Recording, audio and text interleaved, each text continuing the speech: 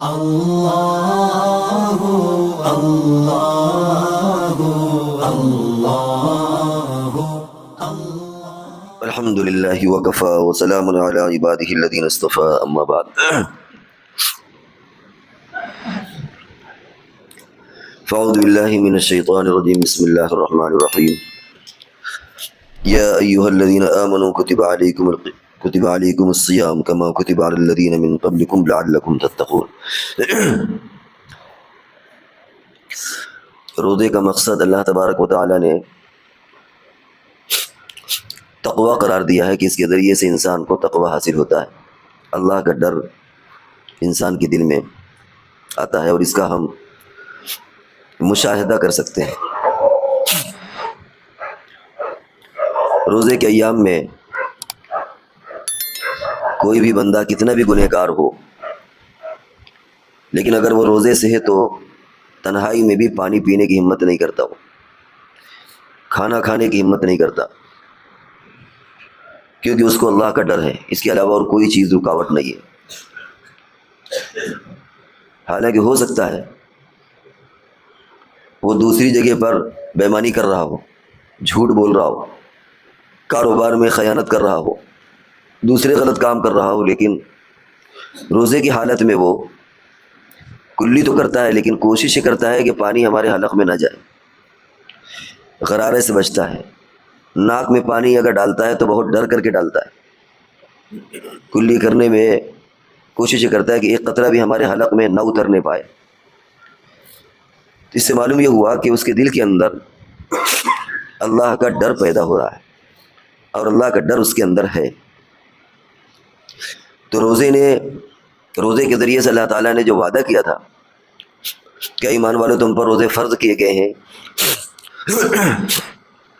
تاکہ تمہارے اندر اللہ کا ڈر پیدا ہو، تو اس کا ہم مشاہدہ کر سکتے ہیں، ہر روزے دار اس کا مشاہدہ کرتا ہے۔ بس ضرورت اس بات کی ہے کہ اس مشق کو آگے بڑھایا جائے، اور جس طرح ہم کھانے اور پینے سے روزے کے دن میں بچتے ہیں، اسی طرح روزے کے رمضان کے علاوہ دوسرے گناہوں سے بھی بچیں، اور رمضان میں بھی ہم دوسرے گناہوں سے بھی بچیں۔ ایسا نہ ہو کہ صرف کھانے پینے کی حد تک تو ہم محتاط ہیں، بچے ہوئے ہیں، لیکن دوسرے گناہ ہم سے ہو رہے ہیں، ہم جھوٹ بھی بول رہے ہیں، وعدہ خلافی بھی کر رہے ہیں، بے ایمانی بھی کر رہے ہیں، غلط بیانی بھی کر رہے ہیں۔ تو اس کے ذریعے سے مشق ڈالی گئی، اور میدان محشر میں بندہ پھر اللہ سے بہانہ بھی نہیں بنا سکتا کہ ہم سے یہ گناہ ہوا، ہم معذور تھے، کیا کریں، ہم سے رکا نہیں کیا۔ تو اللہ تعالیٰ فرمائیں گے کہ رکنا تو تمہارے بس میں تھا، تم نے تو روزے کے ذریعے سے رک کر کے دکھا دیا۔ تمہارے اندر تو یہ پاور اتنی زیادہ مضبوط تھی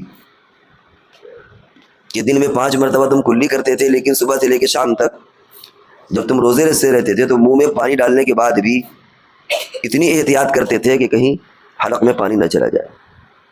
اگر نہانے جاتے تھے تو وہاں پر بھی کلی میں احتیاط کرتے تھے، ناک میں پانی ڈالنے سے احتیاط کرتے تھے۔ تو بس میں تو تمہارے بہت کچھ تھا، تو اگر ان حلال چیزوں سے تم رک سکتے تھے ہمارے ڈر سے، تو حرام چیزوں سے تم کیوں نہیں رکے؟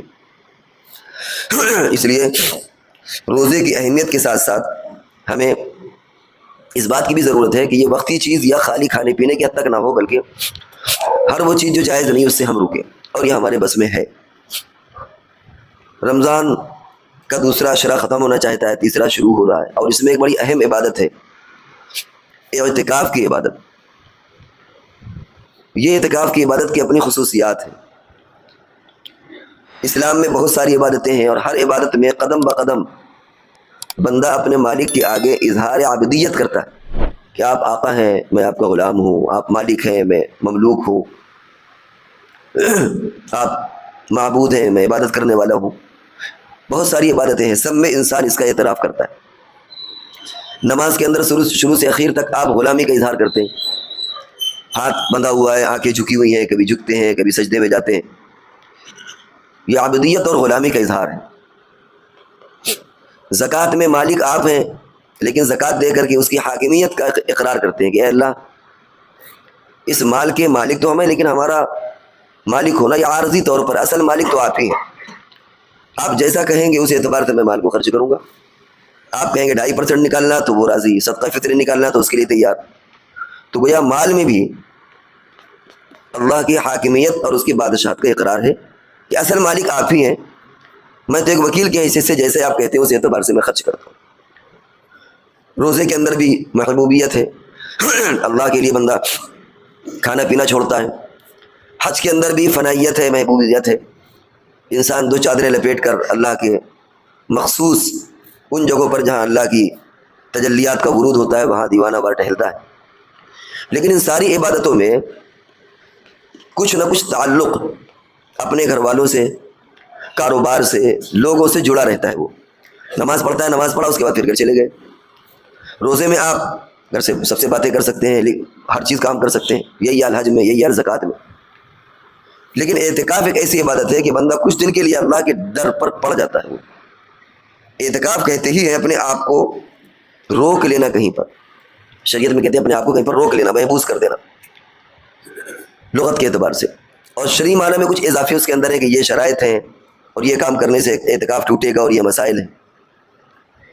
تو اعتکاف ایک تو بڑی اہم عبادت ہے۔ رسول اللہ صلی اللہ علیہ وسلم نے کبھی اعتکاف کو مس نہیں کیا، کبھی ناغہ نہیں ہوا، ہمیشہ اپنے اعتکاف کیا۔ اور آخری سال تو آپ نے 20 دن کا اعتکاف کیا، یعنی آخر اشرا اور اس کے پہلے والے اشرا۔ اور ایک سال آپ کا اعتکاف چھوٹ گیا تھا تو شوال میں آپ نے اس کی قضا کی۔ اس سے اعتکاف کا اندازہ ہوتا ہے کہ کتنی اہم عبادت ہے یہ۔ اعتکاف در حقیقت یہ محبت کی معراج ہے کہ بندہ اللہ کے در پر آ کر کے پڑ جاتا ہے اور کچھ دن کے لیے عہد کرتا ہے کہ ہمارا تعلق سوائے آپ سے اور کسی سے نہیں ہے۔ حالانکہ اعتکاف کے زمانے میں ایسا نہیں کہ کسی سے کوئی بات نہیں کرنا، مکمل خاموشی بھی مکروہ ہے۔ اس امت میں ایسا نہیں ہے کہ کوئی خاموشی کوئی عبادت ہو، آدمی خاموش رہے، اشارے کنائے سے بات کرے، پہلی امتوں میں رہا ہوگا، لیکن اس امت میں ایسا نہیں ہے۔ لیکن ہاں بے ضرورت نہ بولے۔ تو اعتکاف میں بندہ کچھ دن کے لیے اپنے تعلقات کو سب سے ریزرو کر لیتا ہے، ختم کر دیتا ہے کچھ دیر کے لیے، صرف یہ کہ اللہ کے در پر آ کر کے وہ پڑ جاتا ہے۔ اب اس کے کچھ مسائل بھی سمجھ لینا چاہیے کہ اعتکاف کی کئی قسمیں ہیں، کیسے ٹوٹتا ہے، کیسے رکھا جاتا ہے، کہاں رکھا جاتا ہے، اس کا حکم کیا ہے۔ بس ایک بات اور اعتکاف کے تعلق سے سمجھنا چاہیے کہ اعتکاف میں بندہ جو نیک عمل مسجد سے باہر کرتا تھا، اللہ تبارک و تعالیٰ مسجد کے اندر اعتکاف ہونے کی حالت میں بھی وہ اجر اس کو دیں گے۔ جیسے جو بندہ جوانی میں عبادت کرتا ہے، بڑھاپے میں بھی اس کو اجر اللہ تعالیٰ اس کو دیتے ہیں، کیونکہ اب تو بیچارہ مجبور ہو گیا۔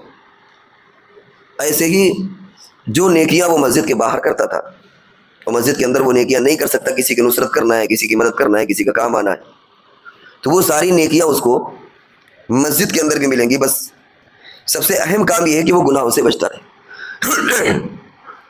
گناہوں سے اس کے لیے بچنا ضروری ہے۔ اگر مسجد میں آنے کے بعد وہ کچھ بھی نہ کرے تب بھی اس کو اجر مل جائے گا۔ ایک عجیب بات ہے کہ کچھ نہ کرنا بھی عبادت میں شامل ہو جاتا ہے۔ کچھ کرنے میں تو یہ دیکھا جاتا ہے کہ یہ نیک کام ہے یا برا کام ہے، جائز ہے ناجائز ہے، کیا ہے کیا نہیں، لیکن اگر آدمی صرف خاموش بیٹھا رہے تو یہ بھی ایک عبادت ہے، کیونکہ آدمی جب بولتا ہے تو بہت ساری الٹی سیدھی چیزیں بول جاتا ہے وہ۔ تو اس طرح مسجد میں اگر وہ اعتکاف میں اور ایکسٹرا کوئی خارجی عبادت نہ کرے، بھائی نماز تو پڑھے گا، روزہ رکھنا ہی رکھنا ہے، لیکن اس کے علاوہ اگر اور کوئی کام نہ بھی کرے تو چونکہ اللہ کے دربار میں وہ پڑ گیا ہے، اس اعتبار سے اس کو نیکیاں ملیں گی۔ اسی طرح ایک بڑی فضیلت یہ ہے کہ اس کو لیلۃ القدر، شب قدر بھی ملنے کے چانسز ہیں۔ یہ چاند اس لیے کہہ دیا گیا ہے کہ شب قدر کا آخری شب میں ہونا یا 27ویں شب میں ہونا کوئی یقینی بات نہیں ہے۔ علماء کی رائے زیادہ تر چانسز ہے، لیکن کوئی 100% بات نہیں کہ وہ یہی ہے، کیونکہ علماء کے بہت سارے اقوال ہیں۔ کچھ کہتے ہیں کہ سال بھر دائر رہتی ہے، کچھ کہتے ہیں کہ کسی وقت میں بہت سارے اقوال ہیں۔ تو قسم کھا کے تو نہیں کہہ سکتی کہ آپ یہی رات ہے، لیکن چانسز اس کے ہیں کہ آپ کو شب قدر بھی مل جائے۔ اور شب قدر کے بارے میں اللہ رب العزت نے فرمایا کہ خیر من الف شہر، کہ 1000 مہینوں سے بہتر ہے۔ کتنی بہتر ہے یہ نہیں کہا۔ 1000 مہینوں سے بہتر کئی بھی مطلب ہو سکتا ہے کہ 1000 سے بہتر 2000 بھی اس میں آ گیا، 3000 بھی اس میں آ گیا، 4000 بھی اس میں آ گیا۔ جب کہہ دیا جائے کہ مثال کے طور پر 1000 سے زیادہ، تو 1000 سے زیادہ تو 2000 بھی اور 1000 سے زیادہ لاکھ بھی، تو اللہ تعالیٰ نے فرمایا کہ خیر من الف شہر، 1000 مہینوں سے زیادہ بہتر۔ کتنی بہتر اس کو اللہ نے نہیں کھولا۔ روایتوں میں آتا ہے کہ رسول اللہ صلی اللہ علیہ وسلم شب قدر کی تعین آپ بتانے کے لیے نکلے تھے، لیکن 2 لوگوں میں جھگڑا تھا، اس کی وجہ سے اس کو بھلا دیا گیا۔ دیکھیے یہ چیز یاد رکھنا چاہیے کہ شریعت کے احکام میں بڑی حکمتیں ہوتی ہیں. یہاں پر دونوں پہلو ملحوظ رکھے گئے. ایک پیغام تو یہ دیا گیا ہے کہ لڑائی جھگڑا اتنی بڑی نحوست ہے کہ اتنی عظیم الشان چیز کو بھلا دیا گیا. ایک پہلو تو یہ پیغام دینا ہے, یہ نصیحت کرنا ہے. لہٰذا لڑائی جھگڑا مت کرو, کیونکہ حضور علیہ السلام نکلے صلح صفائی کے لیے, یہ اس کی خبر دینے کے لیے, اور جہاں باہر نکلے دو لوگوں میں جھگڑا ہو رہا تھا, بس وہ اسی میں پڑ گئے اور وہ چیز تعین بھلا دی گئی کہ کون سا مہینہ اور کون سی ڈیٹ بتائی گئی تھی. اس نحوست کی وجہ سے اللہ تعالیٰ نے اس چیز کو بھلا دیا. اس سے معلوم ہوا لڑائی جھگڑا بری چیز ہے. لیکن چونکہ شریعت میں بڑی ساری حکمتیں بھی ہوتی ہیں, دوسری حکمت یہ ہے کہ اس کے ذریعے سے انسان پورے سال عبادت کر لیتا ہے. ورنہ اگر ایک دن متعین کر دیا جاتا تو آدمی اس پر قناعت کر لیتا کہ چلو بھائی ہم نے عبادت کر لی, 1000 راتوں سے زیادہ تو ہم کو مل گئی نہیں کیا. ایسے میں کیا جس کو معلوم نہیں ہے تو وہ ہر رات کو لیلۃ القدر سمجھ کر کے پورے سال یا پورا مہینہ یا پورا عشرہ کم سے کم کوشش اور جدوجہد کرتا ہے, تو اس میں اسے کوشش اور جدوجہد کا بھی ثواب ملتا رہتا ہے. جیسے حضرت آدم علیہ السلام نے غلطی کی کہ درخت کا کوئی وہ پھل کھایا, کپڑے اترے اور دنیا میں اس کی وجہ سے بیچ دیے گئے. تو ایک تو یہ ہوتا کہ نہ کرتے تو سب لوگ جنتی میں رہتے. اگر آدم علیہ السلام یہ ارتکاب نہ کرتے تو پھر دنیا میں آتے ہی نہیں, سارے کے سارے لوگ جنت میں رہتے. ایک تو اس کے اندر یہ پیغام ہے, گویا کھا کر کے غلطی کی. اور دوسرا یہ ہے کہ یہ اللہ کا منصوبہ تھا, اللہ کی حکمت تھی کہ دنیا میں لوگ آئیں اور پورے دنیا کا نظام چلے, اس کے لیے ان کا کھانا بھی ضروری تھا, دنیا میں آنا بھی ضروری تھا. تو اس لیے کوئی چیز اللہ کے ہاں بھول چوک سے نہیں ہوتی, لیکن اس میں کبھی کبھی ہمارے لیے نصیحت کے کئی معیار اور پیمانے ہوتے ہیں. ایسے ہی جھگڑے کا ایک تو یہ ہمیں نصیحت ملی کہ جھگڑا نہیں کرنا چاہیے, لیکن کوئی بات نہیں, اگر جھگڑا ہو گیا اور وہ تعین بھلا بھی دی گئی تو کوئی نقصان کا مسئلہ اس لیے نہیں کہ اسی بہانے آپ پورے سال تلاش کریں گے اور اسی بہانے گناہوں سے رکنے کی بھی کوشش کریں گے, بلکہ یہ زیادہ بڑا فائدہ ہے کیونکہ ہر رات لیلۃ القدر ہو سکتی ہے. اور ظاہر ہے کہ جس جگہ پر جتنی فضیلت ہوتی ہے اتنے ہی گناہ کرنے میں اتنی زیادہ وبال بھی ہوتا ہے. حرم مکہ میں اگر 1,00,000 نیکی کا ثواب ملتا ہے تو وہاں پر گناہ کا 1,00,000 گناہ کا وبال بھی ہوتا ہے. وَمَن يُرِدْ فِيهِ بِالْحَادِ بِظُلْمٍ نُذِقْهُ مِنْ عَذَابٍ أَلِيمٍ. ہر جگہ اگر آپ ارادہ کر لیں تو ارادہ کرنے سے گناہ نہیں لکھا جاتا, لیکن حرم ایک ایسی جگہ کہ وہاں اگر آپ نے گناہ کا ارادہ بھی کیا تو وہ گناہ لکھ لیا جائے گا, کیونکہ جب چیز مقدس ہوتی ہے, اہمیت ہوتی ہے, تو اگر نیکیوں میں اضافہ ہوتا ہے تو اس اعتبار سے دوسرے سمت میں گناہوں میں بھی اس میں اضافہ ہوتا ہے. ایک گناہ باہر کرے کہ مسجد میں کرے, دونوں میں فرق ہے. اسی طریقے سے لیلۃ القدر کا مسئلہ ہے کہ یہ جو تعین بلائی گئی اس میں ہمارے لیے بہت بڑی نصیحت یہ ہے کہ ہم پورے سال گناہ بھی نہ کریں, کیونکہ پتہ نہیں کس رات ہم کوئی گناہ کر لیں اور وہ شب قدر اور لیلۃ القدر ہے تو پھر کتنا لیلۃ القدر خیر من الف شہر. اگر 1,000 رات کے برابر اس میں ثواب ہے تو آپ یہ سمجھ لیجئے کہ 1,000 رات کے برابر اس میں وبال بھی ہوگا. تو اس لیے اس بات کا اہتمام کرنے کی ضرورت ہے. اعتکاف کی 3 قسمیں. ایک تو نفل ہے, وہ تو تھوڑی دیر کے لیے ہوتا ہے, آپ آئیں نیت کر لیں چلے جائیں, اعتکاف ختم. جب آئیں اعتکاف کی نیت کر لیں ثواب مل جائے گا, اس کے لیے نہ روزہ ضروری ہے نہ کسی اور پابندی کی ضرورت ہے.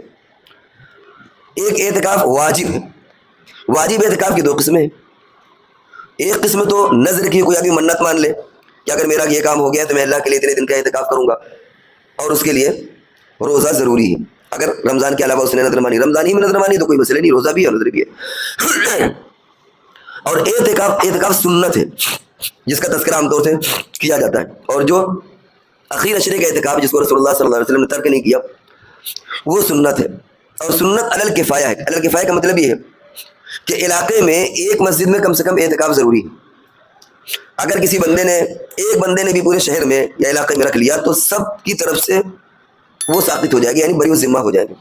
ثواب سب کو نہیں ملے گا, ثواب تو اسی ایک بندے کو ملے گا جو اعتکاف کر رہا ہے, لیکن سب کی ذمے سے وہ چیز ثابت ہو جائے گی. جیسے نماز جنازہ ہے, اگر کچھ لوگ پڑھ لیتے ہیں تو سب کی طرف سے ذمہ اتر جاتا ہے, اور اگر بغیر جنازے کے دفن کر دیا تو سب اس علاقے میں سب گنہگار ہوں گے. تو اگر اعتکاف نہیں کیا تو سب گنہگار ہوں گے, یاد رکھیں. اور اگر کر لیا تو ثواب سب کو نہیں ملے گا, ثواب صرف اس کو ملے گا جو بندہ اعتکاف کر رہا ہے. جامع مسجد میں اعتکاف اور مسجدوں میں بھی کر لیا جائے, لیکن اگر صرف شہر کی ایک مسجد میں بھی ہو جائے تو وہ جو حکم ہے وہ اتر جائے گا, یعنی وہ حکم ادا ہو جائے گا. کیونکہ رسول اللہ صلی اللہ علیہ وسلم کے زمانے میں صرف مسجد نبوی میں اعتکاف ثابت ہے, یعنی لوگ اور مسجدوں میں اعتکاف کی ضرورت نہیں ہے, یعنی اعتکاف ثبوت اس کا نہیں ملتا. لیکن وہاں یہ کہہ سکتے ہیں کہ رسول اللہ صلی اللہ علیہ وسلم کی ذات گرامی ایسی تھی کہ کوئی بندہ مسجد نبوی کے علاوہ اس کا دل ہی کہاں لگے گا اعتکاف کرنے کا. لیکن اب آپ علیہ الصلوۃ والسلام کی وفات کے بعد تو ہر مسجدوں کا یہ حال نہیں ہے, لہذا ہر مسجدوں میں اعتکاف کر لے, لیکن اگر کوئی نہ کرے ایک مسجد میں کر لے تب بھی وہ حکم اتر جائے گا. تو اس میں شب قدر پا لینے کے چانسز بہت زیادہ رہتے ہیں. اسی طرح عاقل اور بالغ ہونا بھی ضروری ہے. نابالغ اگر اعتکاف کرے گا رکھ لے, لیکن اس سے وہ حکم نہیں اترے گا جو شریعت کا حکم ہے. عاقل ہونا چاہیے, بالغ ہونا چاہیے. اسی طرح اگر مرد ہے تو نفاس سے اسے پاک ہونا چاہیے. اگر مسجد میں اسے احتلام ہو گیا تو جا کر کے فوراً نہا لے, پاکی حاصل کر لے, لیکن ناپاکی کے ساتھ اعتکاف نہیں ہوگا. حیض اور نفاس کے ساتھ بھی نہیں ہوگا, کیونکہ حیض اور نفاس کے ساتھ روزہ نہیں ہو سکتا, اور اعتکاف کے لیے, اس والے اعتکاف کے لیے بھی روزے کی ضرورت ہوتی ہے.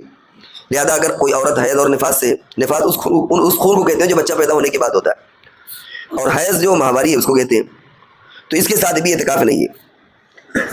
مردوں کے لیے تو مسجد میں اعتکاف ہوتا ہے, عورتوں کے لیے جو گھر کی جگہ ہوتی ہے جہاں پر وہ مسجد پڑھتی ہے نماز, وہاں اعتکاف کر لیں, یا کم سے کم ایک جگہ مخصوص کر لیں, کیونکہ ان کے لیے تو پورا گھر ایک جیسا ہے. تو ایک جگہ مخصوص کر لیں کہ ہم یہاں سے نہیں نکلیں گے بغیر طبعی ضرورت کے, تو اب ان کے لیے وہاں اعتکاف ہو جائے گا. اور جنسی ضرورت بھی نہیں پوری کی جا سکتی. ظاہر ہے کہ اگر مرد اعتکاف کر رہا ہے تو مسجد میں ممکن نہیں ہے, لیکن اگر کوئی عورت اعتکاف میں اور مرد اعتکاف میں نہیں ہے تو اس کے ساتھ رات میں سو نہیں سکتا. جس طرح احرام کی پابندیاں ہوتی ہیں, احرام میں شہوت کے ساتھ چھونا بولنا, اور اسی طریقے سے اعتکاف کی حالت میں اگر عورت اعتکاف میں تو مرد اس کے ساتھ وہ جو میاں بیوی والے تعلقات ہوتے ہیں, نہ چھوٹے ہوں یا بڑے, وہ نہیں کر سکتا. اب بعض شکلوں میں اعتکاف ٹوٹ جائے گا اور بعض شکلوں میں ٹوٹے گا تو نہیں, لیکن گناہ ہوگا. تو یہ اعتکاف کے مختصر سے مسائل تھے. باقی اعتکاف کے لیے طبعی ضرورت کے لیے نکلنا جائز ہے. طبعی ضرورت سے مراد یہ کہ جیسے کھانا پینا پاخانہ, یہ عام طور سے 3 طبعی ضرورت ہوتی ہیں جو ہر انسان کو لاحق ہوتی ہے. اب اگر کوئی ایسی جگہ اعتکاف کر رہا ہے جہاں کھانا پہنچانے والا کوئی نہیں ہے تو وہ اپنے گھر جا سکتا ہے کھانا کھانے, سحری کرنے, افطار کرنے, کھانا کھانے. اسی طرح اگر عورت ایسی ہے کہ گھر میں اس کی بچیاں ہیں, بہویں جو کھانا پہنچا دیں گی, تو اسے کچن میں جانے کی ضرورت نہیں, ورنہ اعتکاف ٹوٹ جائے گا. اور اگر کوئی نہیں ہے تو پھر وہ کچن جا سکتی ہے, جسے پاخانہ پیشاب کری جا سکتی ہے. دیہاتوں میں جہاں پاخانہ پیشاب بہت دور لوگ کرنے جاتے ہیں, مسجدوں میں وہاں نہیں ہوتا, تو وہاں معتکف کے لیے 1 کلومیٹر بھی اگر جانا چاہے تو اس کا اعتکاف نہیں ٹوٹے گا, کیونکہ اسے مسجد سے باہر جانا ہے پاخانہ پیشاب کرنا. اور حضور علیہ السلام نے فرمایا کہ جب تم جاؤ تو تھوڑا دور جایا کرو تاکہ پردہ باقی رہے. ایسا نہیں گاؤں سے نکلے وہیں بیٹھ گئے تو راہگیر گزریں گے اور بے ستری ہوگی, آدمی ستر دیکھے گا. اس لیے وہاں تھوڑا دور جانا پڑے گا. اب دیکھیں چلنا پھرنا پایا گیا اور اعتکاف میں مسجد سے نکلنا, لیکن چونکہ طبعی ضرورت ہے, اسے پاخانہ کرنے جانا ہے, مسجد میں ہے نہیں, تو یا تو گھر جائے, اور بہت سی جگہوں پر گھروں میں بھی نہیں ہوتا, پہلے دیہاتوں میں گھروں میں بھی نہیں پاخانے ہوتے تھے, اسے جنگل جانا پڑے گا, تو وہاں بھی اس کا اعتکاف نہیں ٹوٹے گا. تو جو طبعی ضرورت ہوتی ہے وہاں اعتکاف, ان کے نکلنے سے اعتکاف نہیں ٹوٹتا. اسی طریقے سے اگر کوئی آدمی جامع مسجد میں اعتکاف نہیں کر رہا, ایسی مسجد ہے جہاں جمعہ نہیں ہوتا, اور اس لیے وہ جمعہ کے لیے نکل سکتا ہے, کیونکہ جمعہ بھی ایک شرعی ضرورت ہے, لیکن نماز جنازے کے لیے وہ نہیں نکل سکتا. نماز جنازہ اسی کوئی ضرورت نہیں ہے, جمعہ پڑھنا اس کی ضرورت ہے. مثال کے طور پر آپ کے علاقے میں بہت سی مسجدیں جہاں عید کی نماز نہیں ہوتی تھی, پہلے جمعہ کی نمازیں نہیں ہوتی تھی چھوٹی مسجدوں میں, وہاں کوئی معتکف ہے تو وہ وہاں سے نکل کر کے اس مسجد تک آ سکتا ہے جہاں جمعہ کی نماز ہوتی ہے, لیکن نماز جنازہ کے لیے نکلنا جائز نہیں ہے, درست نہیں ہے. کسی بیمار کی عیادت کے لیے نکلنا درست نہیں ہے, کیونکہ پھر تو اعتکاف ایک کھیل اور تماشا بن جائے گا. آج کل ہر آدمی بیمار ہے, پتہ چلا وہ نکل رہا ہے اور عیادت ہی کر رہا ہے وہ. البتہ اگر نظر کا اعتکاف ہے اور اس نے اعتکاف سے پہلے یہ شرط لگا دی کہ میں منت مان رہا ہوں اعتکاف کرنے کی, لیکن اس اعتکاف میں جنازے میں اگر کوئی ہوگا تو نکلوں گا, یا کوئی بیمار ہوگا تو اس کی عادت کر لوں گا, تو علماء نے لکھا ہے کہ اس کی اجازت ہے. باقی اعتکاف کے کچھ اور بھی مسائل ہیں, سارے مسائل کا احاطہ بھی نہیں کیا جا سکتا, اور سارے مسائل ہر ایک کے سمجھ میں بھی نہیں آتے. کبھی کبھی مجمع میں کوئی مسئلہ بیان کر دیا گیا, کسی نے صحیح طور پر نہیں سمجھا, تو باہر جا کر کے ہو سکتا ہے کہ وہ غلط طور پر مسئلہ بیان کر دے, اس لیے بہت باریک مسائل عام طور سے عمومی مجموع میں نہیں بیان کیے جاتے. تو بہرحال اس وقت جو صورت جو آپ کے سامنے بات آئی وہ یہ کہ ایک تو اللہ رب العزت نے جو روزے کا وعدہ کیا تھا کہ اس سے تقویٰ پیدا ہوتا ہے, ہر گنہگار بھی اس کو محسوس کر سکتا ہے کہ روزے کے زمانے میں وہ کلی کرنے میں پانی حلق میں جانے سے ڈرتا ہے اللہ کے خوف کی وجہ سے. تو ہم مشاہدہ کر سکتے ہیں کہ اللہ نے جو وعدہ کیا تھا وہ ہم اس کا مشاہدہ کر رہے ہیں. اب ضرورت اس کی ہے کہ ہر حلال حرام میں ہمیں یہ فکر کرنا چاہیے, کیا چیز اللہ نے فرمائی, کیا چیز نہیں فرمائی, کیا حلال ہے کیا حرام, اس کے اعتبار سے اس کی فکر کرنا چاہیے. اعتکاف کے تعلق سے بات آئی کہ ہر عبادت میں ہم اللہ کی حکومت کا, اللہ کی خدائی کا, اللہ کی معبودیت کا اقرار کرتے ہیں, لیکن اعتکاف میں خاص طور سے اس کا اظہار ہوتا ہے, کیونکہ اس میں بولنا اور بہت ساری چیزیں جو جائز ہوتی دوسری عبادتوں میں وہ بھی گویا مناسب نہیں رہتی, اور دوسری عبادتوں میں اللہ بندہ اپنا تعلق دوسروں سے قائم رکھتا ہے, لیکن اس میں وہ بھی ختم کر دیتا ہے. ایک بات رک کر کے بھی عرض کرتے ہیں کہ آج کل لوگ اعتکاف کرتے ہیں لیکن موبائل کا استعمال ضرورت سے زیادہ کرتے ہیں.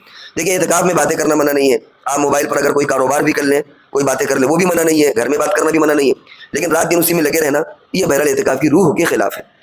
اسی طرح اعتکاف فرض جو کفایہ کی بات ہے, جو سنت کی وہ آپ کے سامنے آئے گی, 3 شکلیں ہوتی ہیں, نفل ہے, واجب ہے اور سنت ہے, اس کی آپ کے سامنے اس کی تشریحات آئی. اور عاقل ہونا چاہیے, بالغ ہونا چاہیے, اگر عورتیں ہیں تو حید اور نفاس سے پاک ہونا چاہیے. تو یہ اس کے مسائل آپ کے سامنے رکھے گئے. اللہ تبارک و تعالی ہم سب کو عمل کی توفیق عطا فرمائے. وآخر دعوانا الحمدللہ.